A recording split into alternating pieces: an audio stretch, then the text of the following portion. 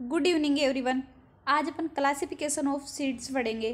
कल अपन seed act पढ़े थे, बीज उत्पादक एजेंसियां पढ़े थे और फसलों में नमी की मात्रा मतलब मॉइस्चर कंटेंट पढ़े थे और बीजों की जीवन क्षमता ज्ञात करने के लिए जो टेस्ट यूज किया जाता है उन टेस्टों को पढ़े थे। जैसे कि अपन पढ़े थे potassium permanganate test, tetrazolium test, इनके बारे में कल पढ़ लिए थे। अगर आप वो वीडियो नहीं देखे तो वो वीडियो देख लीजिएगा। आज अपन पढ़ेंगे क्लासिफिकेशन ऑफ सीड्स।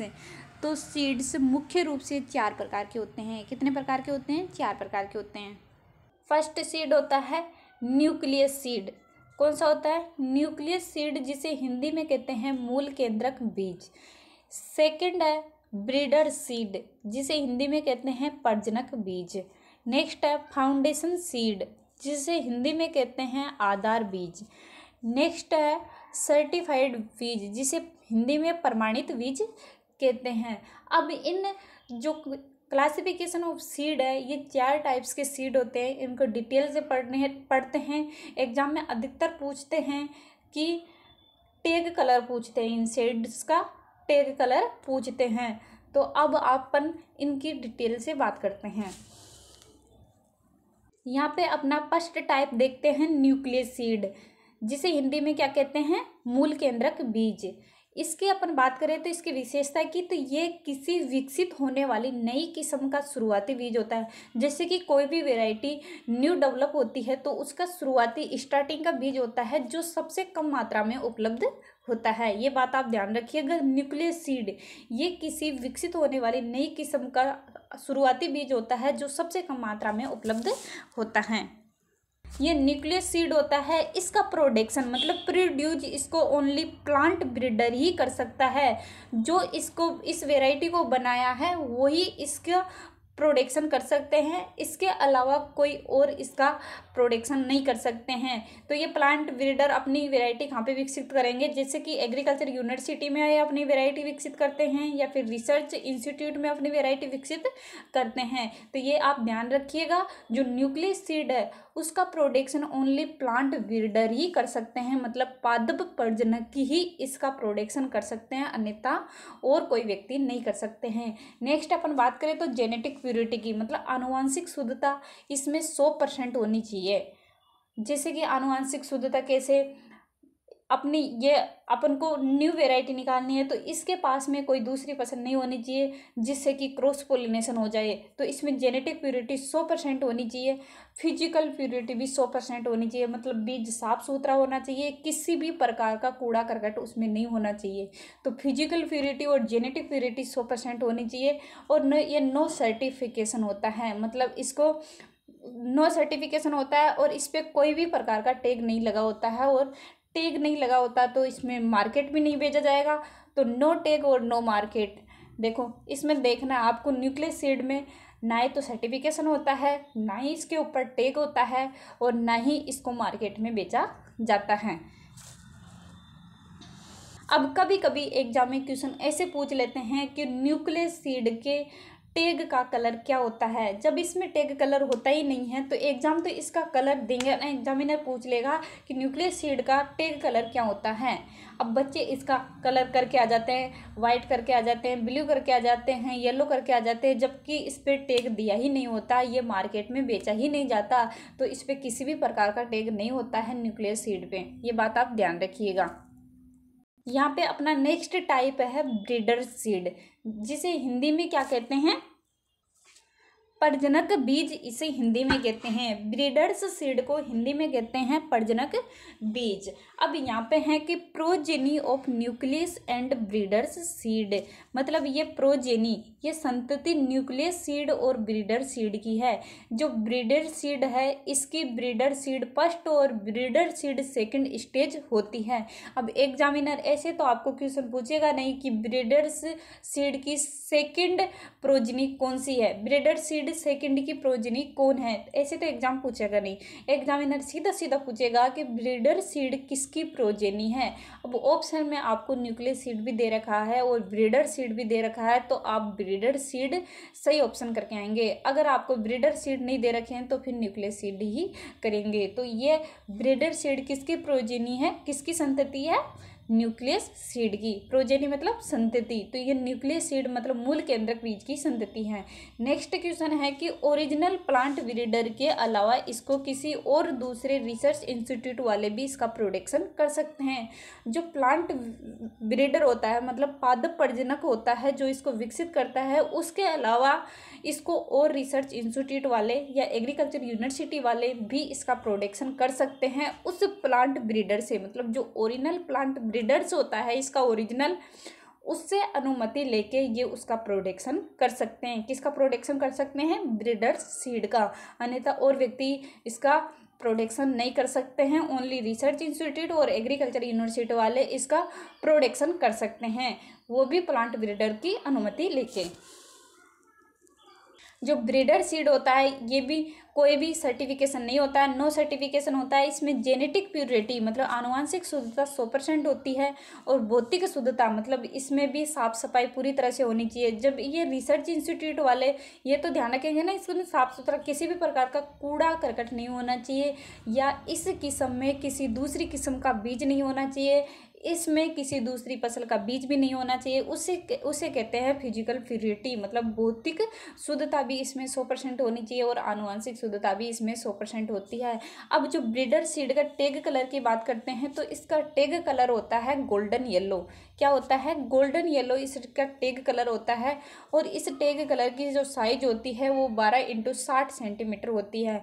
अब इन टैग की साइज आपके जैसे कि आप AAO का एग्ज़ाम देंगे या फिर AO का एग्ज़ाम देंगे या फिर एग्रीकल्चर फील्ड ऑफिसर का एग्ज़ाम देंगे तो उनमें इस टैग कलर की साइज पूछ लेते हैं।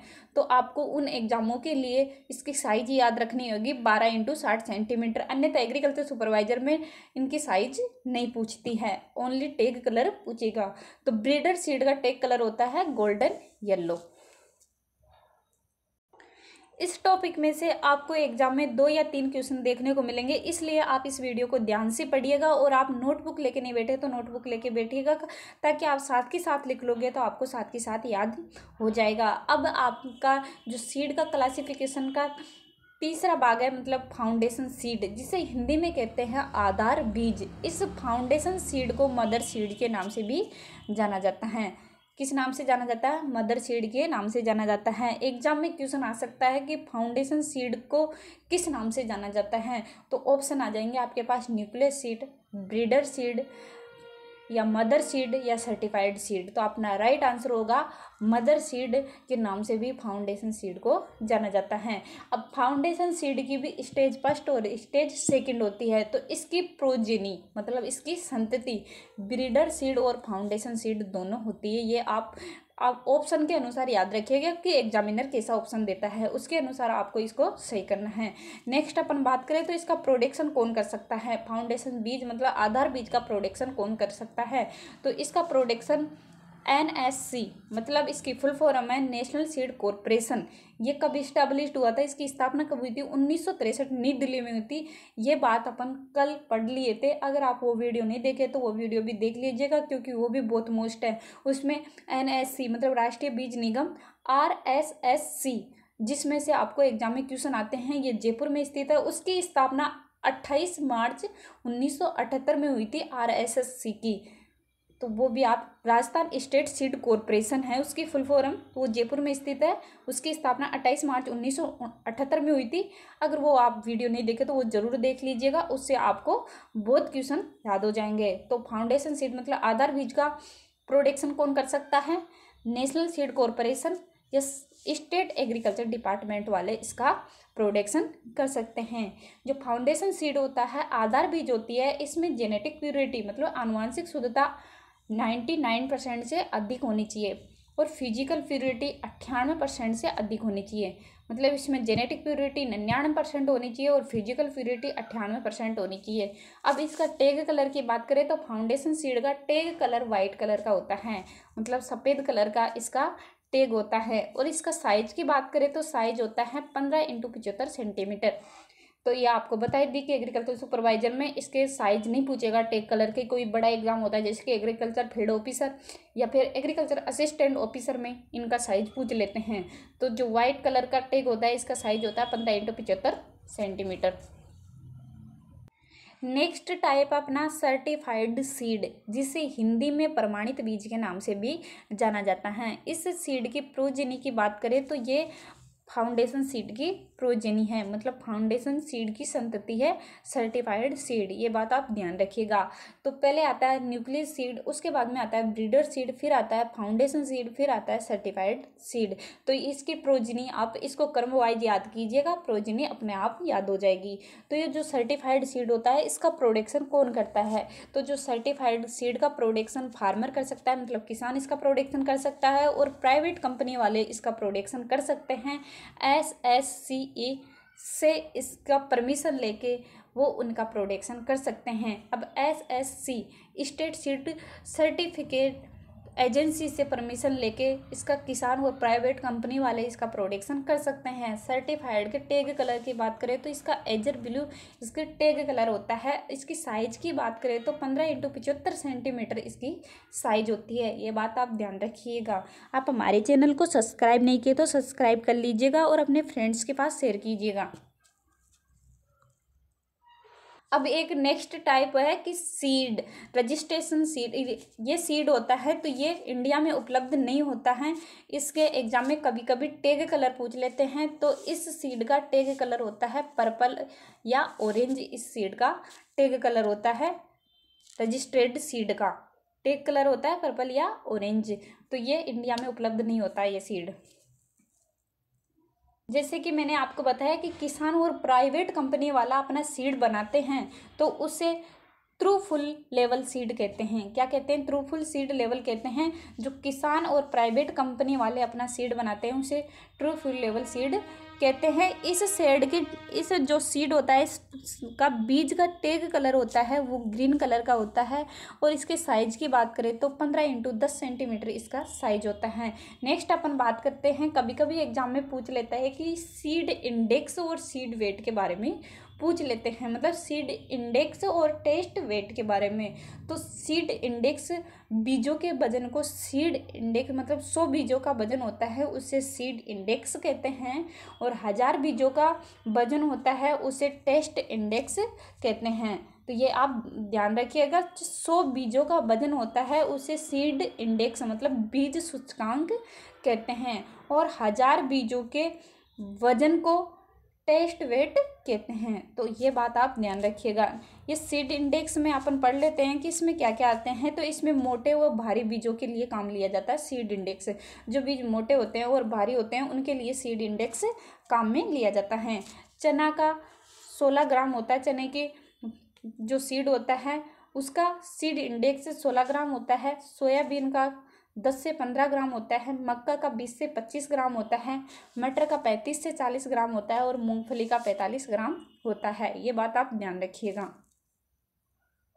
नेक्स्ट अपन बात करते हैं आइसोलेशन डिस्टेंस की, इसे हिंदी में कहते हैं पृथक्करण दूरी। अब ये क्या होता है? आइसोलेशन डिस्टेंस क्या होता है? तो बीज उत्पादन में आनुवांशिक शुद्धता मतलब जेनेटिक प्योरिटी बनाए रखने के लिए फसल की विभिन्न किस्मों के मध्य दूरी बनाए रखते हैं। जैसे कि उसकी दूरी बनाने से ये फायदा होता है कि उसमें क्रॉस पोलिनेशन नहीं होता है, और उसमें किसी भी प्रकार की दूसरी फसल के बीज आने की संभावना नहीं रहने के लिए अपना आइसोलेशन डिस्टेंस रखते हैं क्रॉप्स में। सबसे पहले अपन देख लेते हैं कि अपनी सेल्फ पोलिनेशन वाली क्रॉप होती है उनमें आइसोलेशन डिस्टेंस कितनी रखते हैं। अपनी सेल्फ पोलिनेशन वाली क्रॉप होती है जैसे कि ये गेहूँ, जौ, जई, धान, मूंगफली, सोयाबीन, मूंग, मोठ, अरहर, मसूर, उड़द, चना, लगभग जितनी भी दलहनी फसल होती है वो सेल्फ पोलिनेशन में आती है। इसके अलावा जैसे टमाटर और सरसों ये भी सेल्फ पोलिनेशन के अंतर्गत आती हैं। जैसे कि अपन बात करते हैं यहाँ पे आइसोलेशन डिस्टेंस है, तो आइसोलेशन डिस्टेंस में से एग्जाम में 2 या 3 क्वेश्चन देखने को मिलते हैं। पिछली बार भी एग्जाम में आइसोलेशन डिस्टेंस में से क्वेश्चन आया था, तो पृथक्करण दूरी को आपको अच्छे से पढ़ लीजिएगा। ये है FS का मतलब है फाउंडेशन सीड, और CS का मतलब है सर्टिफाइड सीड। जैसे कि गेहूँ, जौ, जई, धान और गन्ना, मूंगफली और सोयाबीन, इनकी फाउंडेशन सीड मतलब इसके आधार बीज की दूरी होती है 3 सेंटीमीटर, और इस प्रमाणित बीज की दूरी भी होती है 3 सेंटीमीटर। तो ये दोनों फाउंडेशन सीड और सर्टिफाइड सीड ये दोनों 3-3 सेंटीमीटर होती है। नेक्स्ट अपन बात करते हैं कि जैसे मूंग, मोठ, मटर और मसूर, उड़द और चना, इनकी जो फाउंडेशन सीड की दूरी होती है 10 सेंटीमीटर और सर्टिफाइड सीड की दूरी होती है 5 सेंटीमीटर। नेक्स्ट अपन बात करते हैं गंवार, चौला, अलसी, मेथी और टमाटर, इनकी फाउंडेशन सीड की दूरी होती है 50 सेंटीमीटर और सर्टिफाइड सीड की दूरी होती है 25 सेंटीमीटर। नेक्स्ट क्रॉप अपने बची मस्टर्ड, ये सेल्फ पोलिनेशन के अंतर्गत आती है। इसकी फाउंडेशन सीड की दूरी 200 सेंटीमीटर होती है और सर्टिफाइड सीड की दूरी 50 सेंटीमीटर होती है। ये बात आप ध्यान रखिएगा। इसमें सरसों ज़्यादा मोस्ट है, सरसों में से पूछ सकते हैं कि इसकी फाउंडेशन सीड की दूरी कितनी होती है, 200 और सर्टिफाइड सीड की दूरी होती है 50। अब अपन पढ़ लेते हैं क्रॉस पोलिनेशन वाली क्रॉप्स को। इसमें क्रॉस पोलिनेशन के अंतर्गत आती है पर परागणित फसलें इसके अंतर्गत आती हैं। तो जैसे कि अपना हाइब्रिड मेज होता है, मतलब संकर मेज, मतलब संकर मक्का की जो फाउंडेशन दूरी मतलब आधार बीज की दूरी होती है 600 सेंटीमीटर और प्रमाणित बीज की दूरी होती है 300 सेंटीमीटर। कंपोजिट मेज मतलब संकुल मक्का की होती है, आधार बीज तो 400 होती है और प्रमाणित बीज 200 सेंटीमीटर होती है। हाइब्रिड बाजरा की बात करें तो मतलब संकर बाजरा की बात करें तो 1000 उसकी फाउंडेशन सीड होती है और 200 उसमें सर्टिफाइड सीड होती है, मतलब प्रमाणित बीज होती है। सामान्यतः बाजरा होता है उसकी बात करें तो उसमें 400 फाउंडेशन सीड होती है 400 सेंटीमीटर और 200 सेंटीमीटर सर्टिफाइड सीड होता है, मतलब प्रमाणित बीज होते हैं। सूरजमुखी और कुसुम की बात करें तो उसमें फाउंडेशन आधार बीज की दूरी 400 होती है और प्रमाणित बीज की दूरी 200 होती है। अरंडी की बात करें तो अरंडी के आधार बीज की दूरी 300 होती है और प्रमाणित बीज की दूरी 100 होती है। ये बात आप ध्यान रखिएगा। नेक्स्ट अपनी कुछ क्रॉप्स है जैसे कि प्याज है, इसकी जो आधार बीज की दूरी है वो 1000 है और प्रमाणित बीज की दूरी 400 है। गाजर के आधार बीज की दूरी 1000 है और इसके प्रमाणित बीज की दूरी 800 है। और फूल गोभी, पत्ता गोभी और मूली की आधार की बीज दूरी है 1600 और इसमें प्रमाणित बीज की दूरी है 1000। कभी कभी एग्जाम में सीधा क्वेश्चन पूछ लेते हैं कि क्रॉस पोलिनेशन वाली क्रॉप्स कौन सी होती है और सेल्फ पोलिनेशन वाली क्रॉप्स कौन सी होती है। तो क्रॉस पोलिनेशन और सेल्फ पोलिनेशन अपन पढ़ लिए, मतलब स्वपरागित फसलें और परपरागित फसलें अपन पढ़ लिए। अब अपन पढ़ेंगे प्राय परपरागित फसल, मतलब ओप्टन क्रॉस पोलिनेशन वाली क्रॉप्स को अब अपन पढ़ेंगे। तो ये ओप्टन क्रॉस पोलिनेशन वाली क्रॉप है।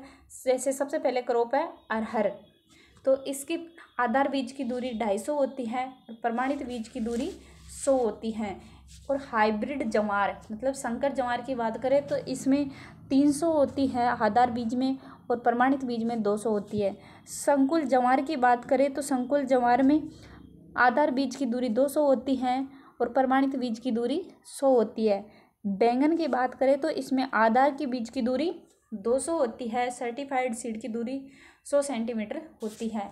अब नेक्स्ट अपने हैं भिंडी और मिर्ची की बात करें। भिंडी और मिर्ची में आधार बीज की दूरी 400 होती है और प्रमाणित बीज की दूरी 200 होती है। कपास की बात करें तो आधार बीज 50 होती है और प्रमाणित बीज 30 होती है। तो ये थे आइसोलेशन डिस्टेंस में से, पृथक्करण की दूरी में से। इसमें से भी आपको एग्जाम में 2 या 3 क्वेश्चन देखने को मिलेंगे, इसलिए आप इस टॉपिक को अच्छे से पढ़िएगा। नेक्स्ट वीडियो में अपन जैसे कि सीड एक्ट मतलब बीज उत्पादक एजेंसियां हैं, मॉइस्चर कंटेंट में से, इनमें से मतलब जो आइसोलेशन डिस्टेंस में से या क्लासिफिकेशन सीड में से जितने भी मोस्ट क्वेश्चन बनते हैं और जितने भी एग्रीकल्चर सुपरवाइजर में ओल्ड पेपरों में क्वेश्चन आए हुए हैं उन क्वेश्चनों का अलग से वीडियो बनाएंगे कल के वीडियो में।